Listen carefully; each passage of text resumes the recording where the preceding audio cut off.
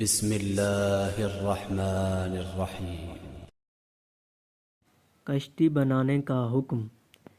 جب قوم کی مسلسل نافرمانی اور ان کے عذاب طلب کرنے پر اللہ نے اس کافر قوم کو انجام تک پہنچانے کا ارادہ فرما لیا تو حضرت نوح علیہ السلام کی طرف وحی فرمائی گئی کہ آپ علیہ السلام کی قوم میں سے مزید لوگ ایمان نہیں لائیں گے۔ پھر آپ علیہ السلام کو ایک کشتی بنانے کا حکم دیا گیا۔ چنانچہ حضرت نوح علیہ السلام نے یہ کشتی اللہ کے حکم اور ہدایت کے مطابق لکڑی کے تختوں اور کیلوں سے بنانا شروع کر دی۔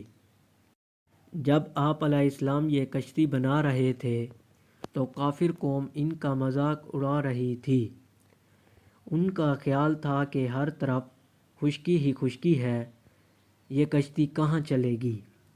لیکن حضرت نوح علیہ السلام نے ان کی باتوں کی پرواہ کیے بغیر اللہ کے حکم پر عمل جاری رکھتے ہوئے کشتی بنا لی۔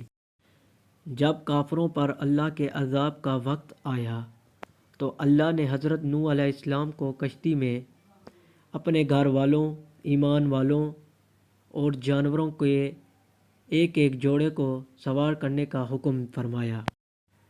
اللہ کے حکم سے زمین سے پانی نکلنے لگا اور آسمان سے پانی برسنے لگا، اور دیکھتے ہی دیکھتے پانی طوفان بن گیا اور پہاڑ جیسی اونچائی موجیں اڑنے لگیں۔ حضرت نوح علیہ السلام کے 3 بیٹے حضرت حام، حضرت سام اور حضرت یافس ان کے ساتھ کشتی میں سوار تھے، جبکہ ایک بیٹا ایام کشتی سے باہر تھا۔ حضرت نوح علیہ السلام نے ایام کو آواز دی کہ اے میرے بیٹے، کشتی میں سوار ہو جا۔ اس نے کہا میں پہاڑ پر چڑھ جاؤں گا، وہ مجھے بچا لے گا۔